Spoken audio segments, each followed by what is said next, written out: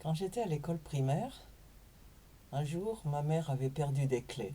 Je sais pas, des clés de la maison sans doute.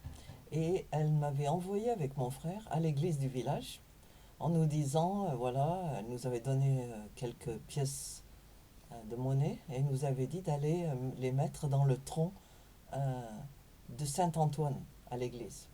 Donc il y avait une statue de Saint-Antoine avec un tronc pour les offrandes et elle nous avait dit qu'il fallait prier Saint-Antoine parce que c'était lui qui retrouvait les clés perdues et les objets perdus. On est arrivé à l'église et je me souviens que mon frère m'a dit, est-ce que vraiment on va faire ça? Est-ce que vraiment on va mettre ces pièces de monnaie dans le tronc? J'ai oublié ce qui s'est passé après, mais c'est une coutume peut-être pratiquement ancestrale. Pendant des siècles, depuis que l'église, la première église, a commencé à changer par contamination avec les croyances ancestrales, les gens ont pris l'habitude, dans l'église catholique, de prier les saints. Alors qu'est-ce que c'est un saint? Pour les catholiques pratiquants, qui sont vraiment cathos, un saint, c'est quelqu'un qui est décédé, mais qui, pendant sa vie, a vécu d'une manière remarquable. Une manière qu'on désire copier. Quelqu'un qui a fait peut-être même des miracles, qu'on a prié et puis on a vu le miracle se produire. Alors finalement, la rumeur s'étend et il y aura un procès en canonisation avec ce qu'on appelle l'avocat du diable, qui va dire mais non, cette personne n'était pas parfaite, en fait elle était loin d'être parfaite. Et on pèse le pour et le contre et finalement on décide que oui, cette personne était vraiment parfaite, remarquable, digne d'être priée, comme vous iriez voir un grand homme politique pour qu'il change la situation dans votre village. Et donc, ça c'est l'image du saint. Et c'est ce que vous voyez dans le calendrier. Donc, le calendrier français a pour chaque jour un saint particulier. Et beaucoup de gens avaient pris l'habitude autrefois de nommer leurs enfants grâce au calendrier.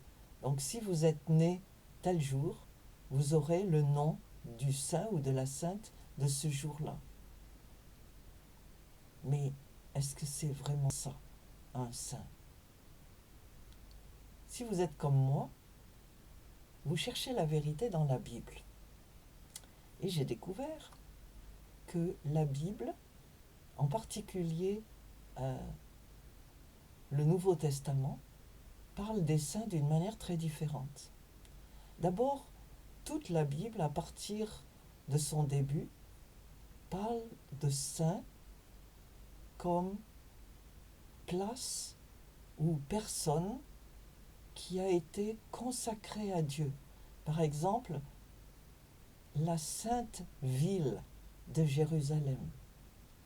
Le prêtre dans l'Ancien Testament qui est saint parce qu'il a été oint d'huile et consacré à Dieu.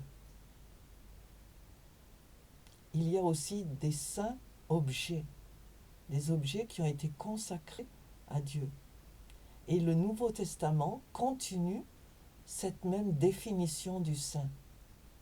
Pierre, Paul et les autres, quand ils écrivent leurs lettres, s'adressent aux saints, le groupe des saints, l'Église, comme une assemblée de saints.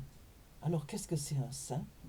Ce n'est pas quelqu'un qui est parfait, quelqu'un qui a passé sa vie à faire de bonnes choses. Ce n'est pas quelqu'un qui est si bon, si merveilleux, qu'on puisse le copier, et tout en se disant que c'est impossible. Non, c'est quelqu'un qui a été consacré à Dieu, consacré à son service, Et nous pouvons et nous sommes invités, chacun et chacune, à consacrer notre vie à Dieu. Nous offrir, comme dit l'Épître aux Romains, comme un sacrifice vivant. Disons à Dieu, je te donne ma vie. Je me consacre à toi et Dieu accepte notre offrande.